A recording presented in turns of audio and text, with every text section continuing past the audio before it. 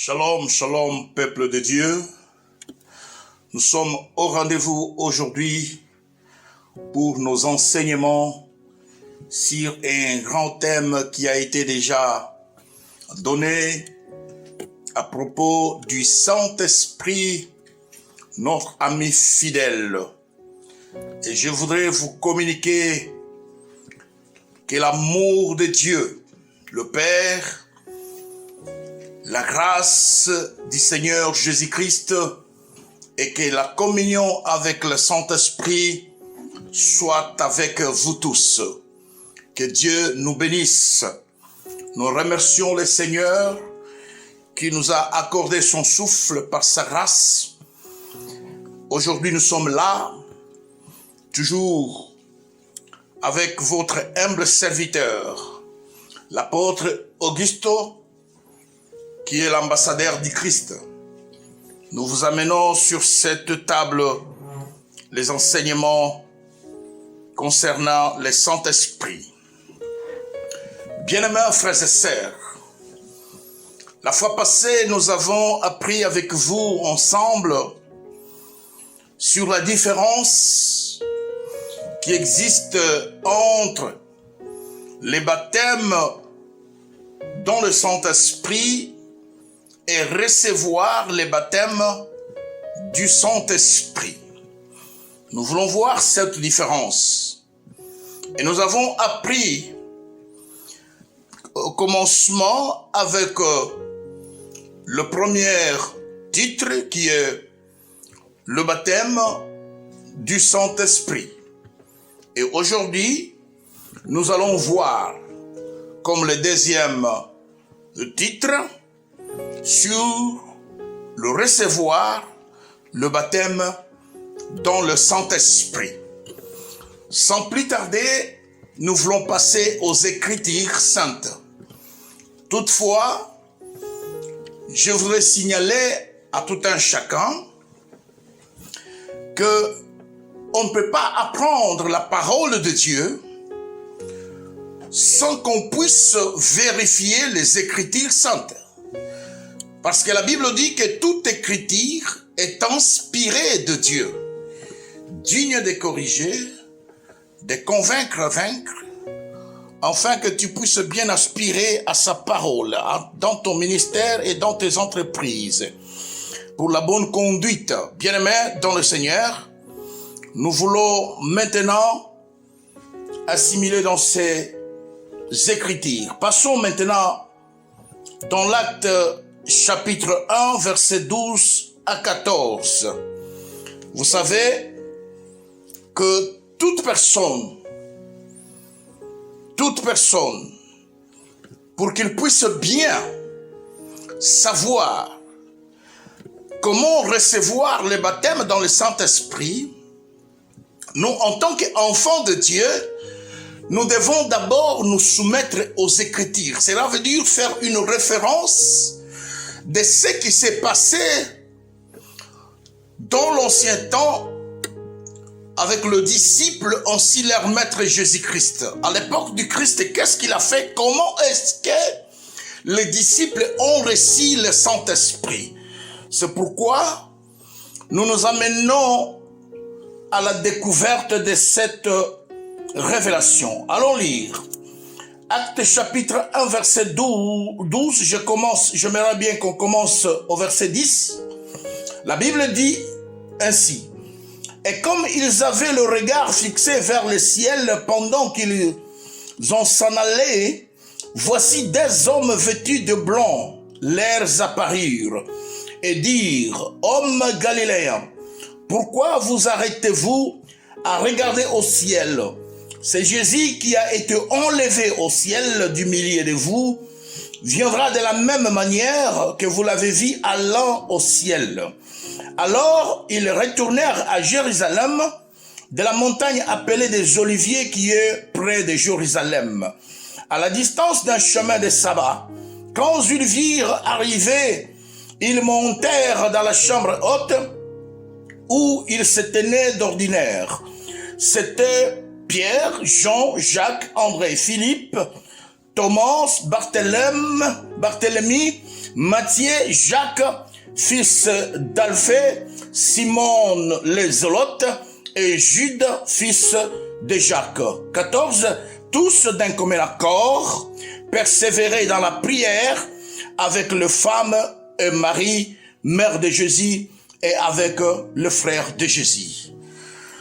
Gloire au Seigneur.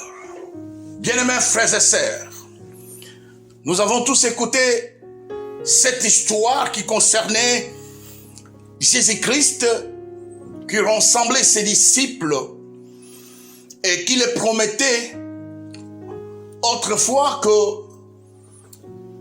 qu'il devrait aller. Et quand il arrivait vers où son Père est, il devrait prier au Père afin qu'il puisse les envoyer un consolateur, un nouveau consolateur. Cela veut dire que Jésus-Christ est aussi au milieu de ses disciples un consolateur. Il fit un consolateur. Mais pendant ces temps que Jésus était ensemble avec ses disciples, il s'est préparé déjà. Il était déjà prêt d'être enlevé. La Bible confirme ici que pendant qu'il montait, pendant qu'il était enlevé, il montait petit à petit, bien-aimé dans le Seigneur, et les yeux de tous les disciples fixèrent vers où le Seigneur montait. Là, ils ont compris que tout ce que cet homme nous parlait, c'était de la vérité. Amen, amen. Parce que d'autres gens, ils n'acceptaient pas de tout ce qu'il les enseignait à ce qui concernait, bien aimé, la relation qui existait entre le Père et le Fils. Parce qu'un jour, Christ dit, moi et le Père, nous sommes un. Et là, les autres disaient, non, non, non, non, non, cet homme vient de nous apprendre d'autres doctrines que nous ne savons pas. Comment peut-il un homme né d'une femme et qui pourrait se comparer avec un Dieu invisible? Or, c'était vrai. Et bien, les jours où il était enlevé, la Bible dit qu'ils crient tous à Christ. Mais vous savez, quelqu'un qui a une personne qui a un désir, une personne qui a besoin de quelque chose, bien aimés frères et sœurs, la chose n'est pas là, elle est absente, mais elle est promise à toi que tu dois la recevoir. Christ dit que je vous promets sincèrement que mon absence, bien-aimé, ou bien mon départ ne veut pas dire mon absence. Je peux partir, mais je serai toujours avec vous. Mais à ce moment-là, ce n'était plus lui qui devrait être, mais c'était lui en transformation d'une autre personne, celui qui était appelé le consolateur. Donc, Christ était dans l'homme physique, mais il devrait aussi comparaître spirituellement. Voilà ce qu'il dit. Maintenant, quand moi j'irai, je vous demande de rester ensemble. Amen, amen. Je vous demande de rester unis. Je vous demande de rester dans la communion. La Bible même nous confirme dans verset 14 que tous d'un commun accord persévéraient dans la prière avec les femmes et Marie, mère de Jésus, et avec le frère de Jésus. Oui, bien-aimés frères et sœurs, parfois lorsque dans l'église avons des problèmes, toute personne fait sa part. Il fait selon sa volonté. Il prend sa femme, ses enfants, son frère, son mari, ils sortent. Donc l'église est tout simplement pour les pasteurs. Quand il y a des problèmes, les gens se séparent, se divisent. Chacun pour soi, mais Dieu pour tous. Non mais écoutez bien mes frères et sœurs. Toi qui me regardes dans cette vidéo, la Bible ici dit que dans l'absence de Jésus-Christ, Jésus n'a pas donné l'ordre à ses disciples de se séparer. Mais Jésus a donné l'ordre à ses disciples de rester unis, de rester ensemble tous dans la communion, et ils persévéraient dans la prière. Et laisse-moi te dire, bien-aimé dans le Seigneur, que l'Écriture nous confirme bien sûr que tous dans un commun accord, ils se sont dit non, nous n'allons pas sortir. Nous n'allons pas nous séparer. Nous allons tous rester ensemble unis. Dans le même corps, même âme, même esprit, même pensée. Persévérant tous dans la prière. Ils mangeaient ensemble.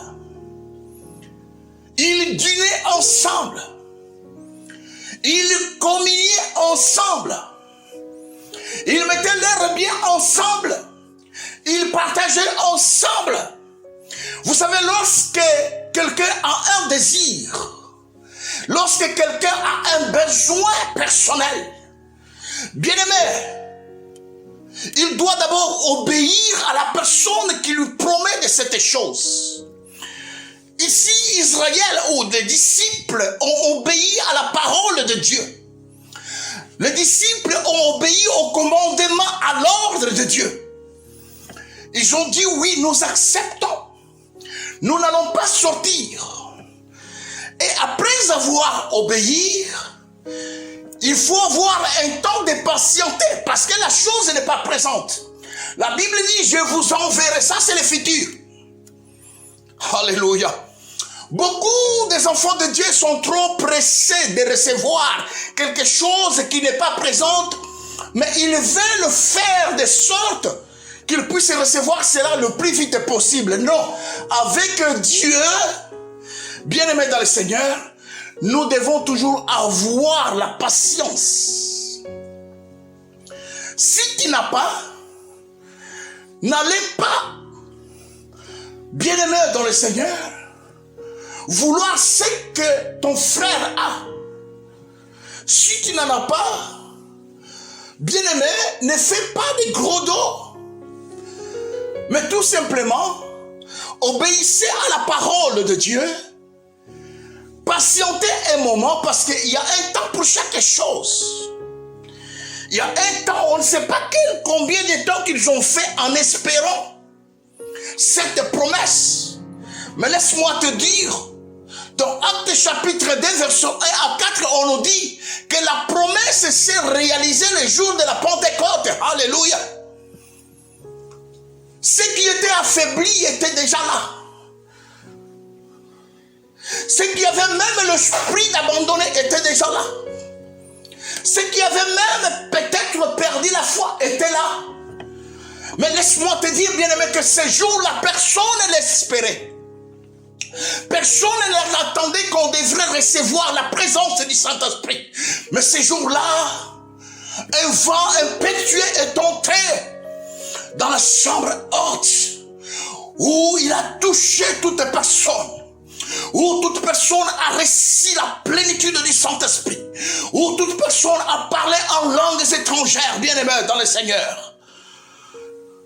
Laisse-moi te dire, alléluia, laisse-moi te dire qu'il faut avoir de la patience dans les choses de Dieu. Bien que tu aies un désir fervent, mais la patience paye. Si tu es pressé, tu vas perdre beaucoup de choses dans la vie de Dieu. Tu dois avoir la patience dans la vie en communion avec Dieu. Frères et sœurs, Vous savez que la bénédiction de la plénitude du Saint-Esprit vient toujours de la décision que tu peux prendre. Si tu en as ce désir, tu dois avoir une décision. Parce qu'on ne peut pas te pousser de faire. On ne pousse pas personne à recevoir le Saint-Esprit. On ne pousse pas. On n'oblige pas la personne de recevoir le baptême du Saint-Esprit. Mais le baptême du Saint-Esprit vient d'une conviction. Si tu es convaincu et que tu as ce désir bien-aimé, la foi doit entrer en action. La foi doit entrer en action. C'est pourquoi, bien-aimés frères et sœurs, vous savez que dans l'œuvre de Dieu, la Bible nous recommande de toujours vérifier des Écritures. Comment pourrions-nous recevoir le baptême du Saint-Esprit? Être baptisé du Saint-Esprit, c'est autre chose. Mais recevoir le baptême du Saint-Esprit, nous allons voir dans l'Écriture avec vous ensemble. C'est sur Actes chapitre 19, plus vite possible. Actes chapitre 19.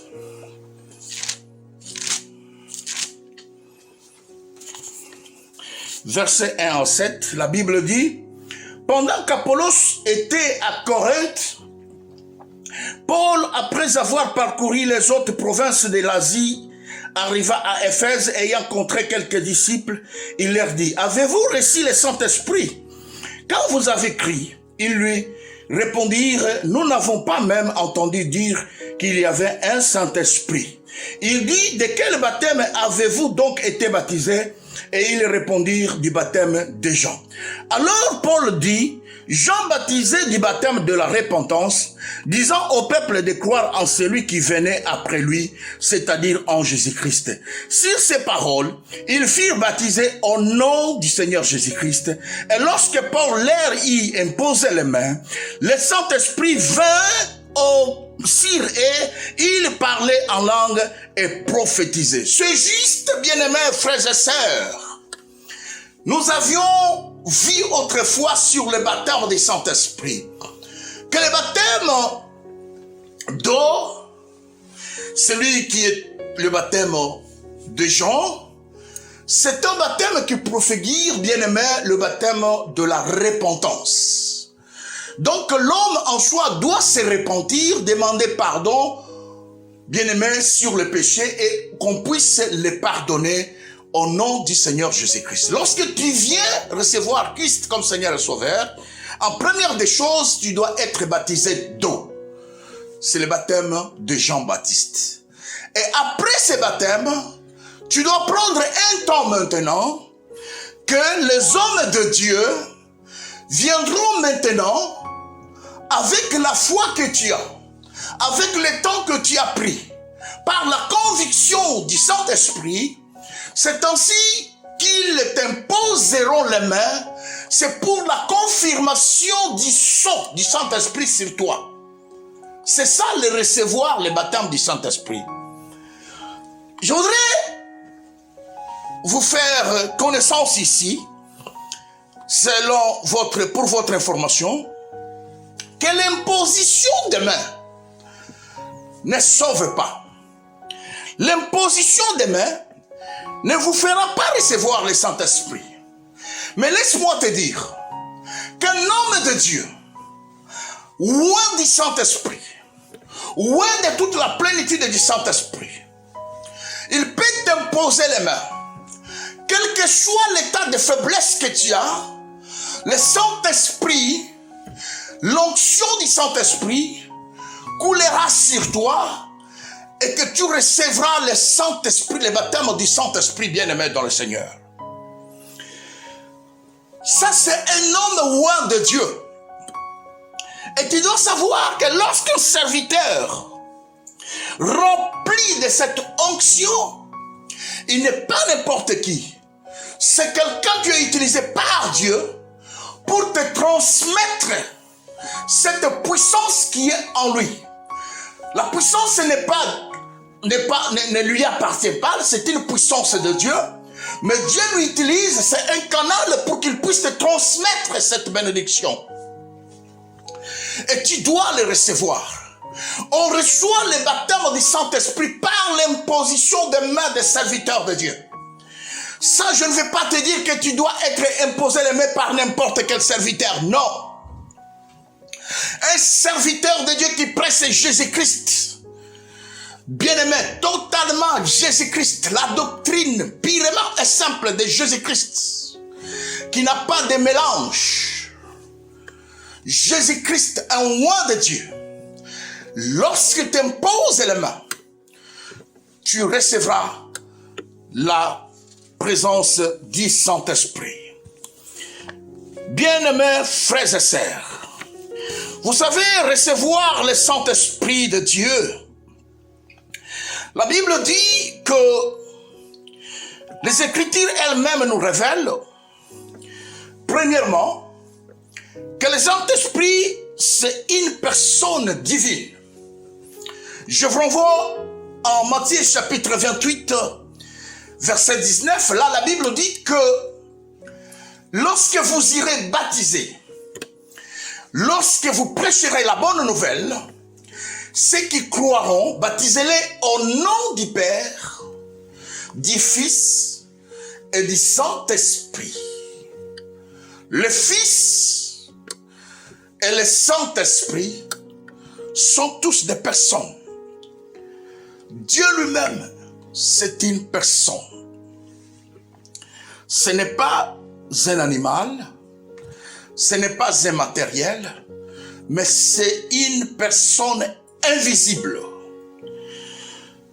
Vous devez savoir, bien-aimés dans le Seigneur, que le Saint-Esprit vient sur l'homme à partir de son choix propre. C'est lui qui veut venir vers toi. Il choisit n'importe qui il veut. Zacharie chapitre 12 verset 10. Vous allez voir, bien-aimés, que le Saint-Esprit a choisi quelqu'un. Ils étaient nombreux, mais il a choisi quelqu'un pour lui oindre. Il a choisi quelqu'un pour faire son œuvre, pour lui donner une mission exceptionnelle. Deuxième point, vous allez voir que pendant sa vie terrestre, Jésus-Christ lui-même a enseigné à ses disciples qu'il pouvait dire à son Père d'envoyer le Saint-Esprit aux disciples. Et juste à la fin de son ministère, Christ a promis de prier au Père qu'il devrait envoyer le Consolateur pour demeurer éternellement avec les disciples ou avec l'Église.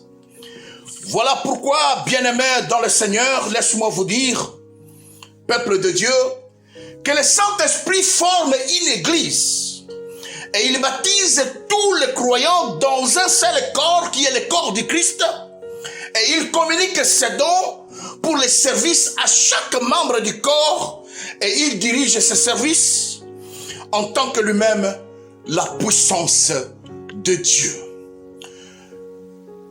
Voilà la différence qui existe entre le baptême du Saint-Esprit et recevoir le baptême dans le Saint-Esprit. Que Dieu vous bénisse. Lisez toujours la Bible, communiquez toujours avec les autres et aimez toujours ses enseignements, car nous devons aimer Dieu. Les enseignements n'appartiennent pas à un homme, mais les enseignements appartiennent à Christ. C'est la bonne nouvelle du Christ. Soyez bénis au nom de Jésus-Christ. C'est votre humble serviteur, l'apôtre Augusto.